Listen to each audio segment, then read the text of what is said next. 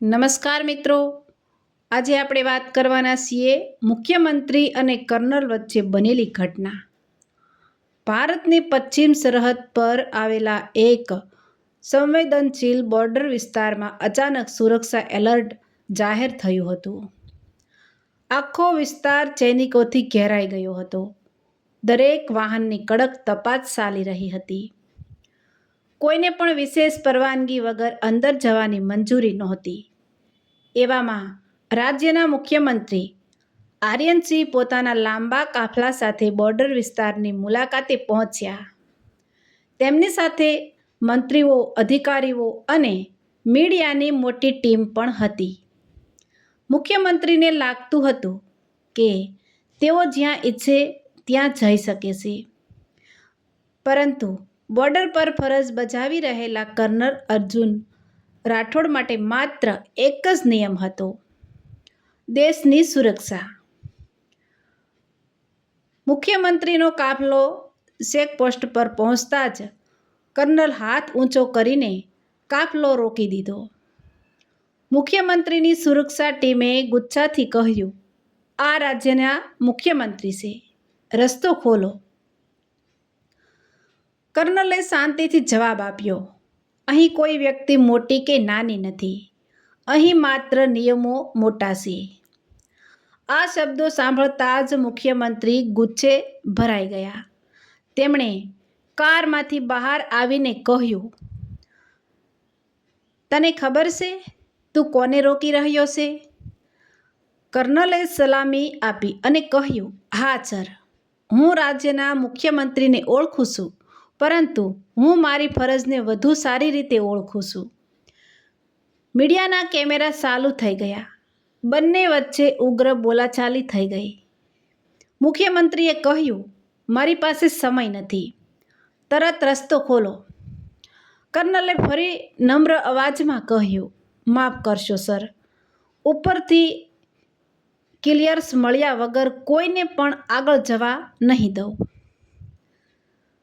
રસ્તામાં મુખ્યમંત્રીએ કર્નલને સસ્પેન્ડ કરવાની ધમકી આપી. ગુસ્સામાં મુખ્યમંત્રીએ કર્નલને સસ્પેન્ડ કરવાની ધમકી આપી. આસપાસ ઊભેલા અધિકારીઓ પણ ગભરાઈ ગયા, પરંતુ કર્નલના ચહેરા પર ડરનો એક પણ ભાવ નહોતો. થોડી જ વારમાં માહિતી મળી કે થોડા કિલોમીટર આગળ આંતરિક ઘૂસણખોરોની શંકા છે અને આખો વિસ્તાર સીલ કરવામાં આવ્યો છે. આ સમાચાર સાંભળીને મુખ્યમંત્રી થોડા શાંત થયા, પરંતુ તેમનો અહંકાર હજુ પણ ઓછો થયો નહોતો. કર્નલે વિનંતી કરી કે સૌ લોકો સુરક્ષિત વિસ્તારમાં જ રહે. રાત્રે અચાનક ગોળીબારના અવાજો આવવા લાગ્યા. સમગ્ર બોર્ડર વિસ્તારમાં હંગામો મચી ગયો. કર્નલ અર્જુન પોતાની ટીમ સાથે મોરચે દોડી ગયા. મુખ્યમંત્રીનો કાફલો પણ સુરક્ષિત બંકરમાં ખસેડવામાં આવ્યો. ઘણા કલાકોની કામગીરી બાદ આખી પરિસ્થિતિ કાબૂમાં આવી. બીજા દિવસે સમગ્ર દેશના મીડિયામાં એક જ ચર્ચા હતી: ફરજ પહેલાં કે હોદ્દો. જ્યારે તપાસ શરૂ થઈ ત્યારે ખબર પડી કે જો કર્નલે નિયમ તોડીને મુખ્યમંત્રીના કાફલાને આગળ જવા દીધો હોત, તો સમગ્ર કાફલો જોખમમાં મુકાઈ ચૂક્યો હોત. આ ઘટના પછી લોકોનું ધ્યાન મુખ્યમંત્રીના વર્તન તરફ ગયું. વિરોધ પક્ષે પ્રશ્નો ઉઠાવ્યા. જનતાએ પણ પૂછવાનું શરૂ કર્યું કે જો નિયમ સામાન્ય લોકો માટે છે તો નેતાઓ માટે કેમ નહીં? ધીમે ધીમે રાજકીય દબાણ વધવા લાગ્યું અને એક દિવસ એવી ઘટના બની કે મુખ્યમંત્રીની ખુરશી જોખમમાં આવી ગઈ. બીજા દિવસે સવાર થતાં જ આખા રાજ્યમાં એક જ સમાચાર ચર્ચાનો વિષય બની ગયો. ટીવી ચેનલો પર સતત બોર્ડરની ઘટનાના વિડીયો ચાલી રહ્યા હતા. સોશિયલ મીડિયા પર લોકો બે ભાગમાં વહેંચાઈ ગયા હતા. કેટલાક મુખ્યમંત્રીના સમર્થનમાં હતા, જ્યારે મોટા ભાગના લોકો કર્નલ અર્જુનના નિર્ણયને દેશની સુરક્ષા માટે યોગ્ય ગણાવી રહ્યા હતા. રાજધાનીમાં મુખ્યમંત્રી આર્યનસિંહ ખૂબ જ ગુસ્સામાં હતા. તેમણે તાત્કાલિક ઉચ્ચ અધિકારીઓની બેઠક બોલાવી. બેઠકમાં તેમણે કહ્યું, એક કર્નલે મારી સામે નિયમોની વાતો કરી. આ મારી સરકારનું અપમાન છે. પરંતુ બેઠકમાં હાજર એક વરિષ્ઠ અધિકારીએ નમ્રતાથી જવાબ આપ્યો, સર, બોર્ડર પર સેનાના પોતાના નિયમો હોય છે. ત્યાં કોઈ પણ હોદ્દાથી ઉપર દેશની સુરક્ષા હોય જ છે. આ વાત સાંભળીને મુખ્યમંત્રી વધુ નારાજ થઈ ગયા. તેમણે કર્નલ વિરુદ્ધ ફરિયાદ મોકલવાની તૈયારી શરૂ કરાવી. બીજી તરફ કર્નલ અર્જુન પોતાના સૈનિકો સાથે સામાન્ય રીતે ફરજ બજાવતા રહ્યા. તેમણે વિશ્વાસ હતો કે તેમણે માત્ર દેશના નિયમોનું પાલન કર્યું છે. એ દરમિયાન કેન્દ્રમાંથી એક વિશેષ તપાસ ટીમ બોર્ડર વિસ્તારમાં પહોંચી. ટીમે ચેકપોસ્ટના તમામ સીસીટીવી વાયરલ રેકોર્ડિંગ અને અધિકારીઓના નિવેદનો લીધા. તપાસ દરમિયાન એક ચોંકાવનારી માહિતી સામે આવી. ઘટના બન્યાના માત્ર 15 મિનિટ પછી જ આગળના વિસ્તારમાં શંકાસ્પદ હિલચાલ જોવા મળી હતી. જો મુખ્યમંત્રીનો કાફલો ત્યાં પહોંચી ગયો હોત તો મોટી દુર્ઘટના બની શકતી હોત. તપાસ ટીમે પોતાના અહેવાલમાં લખ્યું કે કર્નલ અર્જુને સંપૂર્ણ નિયમો અનુસાર કાર્યવાહી કરી હતી. આ અહેવાલ મીડિયામાં પહોંચતા જ સમગ્ર વાતાવરણ બદલાઈ ગયું. લોકો હવે ખુલ્લેઆમ કહેવા લાગ્યા કે સત્તા કરતાં ફરજ મોટી છે. વિરોધ પક્ષે વિધાનસભામાં મુખ્યમંત્રી સામે સવાલો ઊભા કર્યા. સરકાર પર દબાણ વધવા લાગ્યું. મુખ્યમંત્રીની પાર્ટીના કેટલાક ધારાસભ્યો પણ અસંતુષ્ટ બન્યા. તેઓ માનતા હતા કે એક નાની ભૂલ હવે સરકાર માટે મોટું સંકટ બની રહેશે. એક સાંજે મુખ્યમંત્રી પોતાના કાર્યાલયમાં એકલા બેઠા હતા. તેમની સામે તેમની મુખ્યમંત્રીની ખુરશી હતી. તેઓ વિચારતા હતા કે એક ક્ષણમાં ગુસ્સાએ તેમની વર્ષોની પ્રતિષ્ઠાને જોખમમાં મૂકી દીધી. એ દરમિયાન પક્ષના વરિષ્ઠ નેતાઓનો ફોન આવ્યો. જો પરિસ્થિતિ આવી જ રહેશે તો તમારે શહેરમાં સ્પષ્ટતા કરવી પડશે, નહીં તો ખુરશી બચાવવી મુશ્કેલ બની શકે.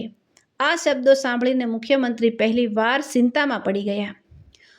મુખ્યમંત્રી આર્યનસિંહ આખી રાત ઊંઘી શક્યા નહીં. તેમના મનમાં એક જ વિચાર ચાલતો હતો, એક ક્ષણમાં ગુસ્સાએ મારી વર્ષોની મહેનત જોખમમાં મૂકી દીધી. બીજી સવારે તેમણે કોઈ મીડિયા બોલાવ્યું નહીં, રાજકીય સભા રાખી નહીં. માત્ર થોડા અધિકારીઓ સાથે ફરી એ જ બોર્ડર ચેકપોસ્ટ તરફ નીકળી પડ્યા, જ્યાં થોડા દિવસ પહેલાં કર્નલ અર્જુન સાથે તેમનો ઉગ્ર વિવાદ થયો હતો. કર્નલ અર્જુન હંમેશાની જેમ પોતાની ફરજમાં વ્યસ્ત હતા. મુખ્યમંત્રીનો કાફલો આવતો જોઈ તેમણે ફરી સલામ આપી. આ વખતે વાતાવરણ એકદમ અલગ હતું. મુખ્યમંત્રી ધીમે ધીમે તેમની પાસે ગયા અને કહ્યું, કર્નલ સાહેબ, એ દિવસે હું ગુસ્સામાં હતો. આજે સમજાયું કે તમે મારું નહીં, દેશનું રક્ષણ કરી રહ્યા હતા. જો મારી વાતથી તમને દુઃખ પહોંચ્યું હોય તો હું દિલથી ક્ષમા માગું છું. આ શબ્દો સાંભળીને આસપાસ ઊભેલા તમામ અધિકારીઓ અને જવાનો આશ્ચર્યચકિત થઈ ગયા. કર્નલે નમ્રતાથી જવાબ આપ્યો, સર, મને કોઈ વ્યક્તિ સાથે નહીં, માત્ર ફરજ સાથે સંબંધ છે. દેશ સુરક્ષિત રહે એ જ અમારી સૌથી મોટી જીત છે. મુખ્યમંત્રીએ કર્નલનો હાથ પકડીને કહ્યું, આજે તમે મને યાદ અપાવ્યો કે ખુરશી કાયમી નથી, પરંતુ ફરજ અને ઈમાનદારી કાયમ રહે છે. થોડી જ વારમાં મીડિયાને પણ આ મુલાકાતની માહિતી મળી ગઈ. દેશભરમાં મુખ્યમંત્રીના બદલાયેલા વલણની ચર્ચા શરૂ થઈ ગઈ. વિધાનસભામાં મુખ્યમંત્રીએ જાહેર નિવેદન આપ્યું, સત્તા માણસને મોટો બનાવતી નથી, નિયમોનું પાલન અને દેશપ્રેમ માણસને મોટો બનાવે છે. બોર્ડર પર ફરજ બજાવતા દરેક જવાનને હું સલામ કરું છું. આ ભાષણ બાદ રાજકીય તણાવ ધીમે ધીમે ઓછો થવા લાગ્યો. પાર્ટના નેતાઓએ પણ કહ્યું કે ભૂલ સ્વીકારવી એ નબળાઈ નથી, પરંતુ હિંમત છે. થોડા દિવસો પછી રાજ્ય સરકારે બોર્ડર પર ફરજ બજાવતા બહાદુર જવાનોના સન્માન માટે વિશેષ કાર્યક્રમ યોજ્યો. કાર્યક્રમમાં કર્નલ અર્જુન અને વિશેષ સન્માન આપવામાં આવ્યું. સન્માન લેતા કર્નલે માત્ર એક જ વાક્ય કહ્યું, "આ સન્માન મારું નથી, સરહદ પર દિવસ રાત ઊભેલા દરેક જવાનનું છે." આ વાત સાંભળીને સમગ્ર હોલ તાળીઓના ગડગડાટથી ગુંજી ઉઠ્યો. મુખ્યમંત્રી પોતાની ખુરશી તો બચાવી શક્યા, પરંતુ હવે તેઓ બદલાઈ ચૂક્યા હતા. તેઓ દરેક નિર્ણય પહેલા નિયમો અને દેશહિતને પ્રથમ સ્થાન આપતા થયા. આ કાલ્પનિક વાર્તાનો સંદેશ માત્ર એટલો જ છે, ખુરશીનું માન ત્યારે જ રહે છે જ્યારે ફરજનું માન રાખવામાં આવે. સત્તા સમયસર બદલાય છે, પરંતુ ઈમાનદારી અને દેશપ્રેમ હંમેશા જીવંત રહે છે.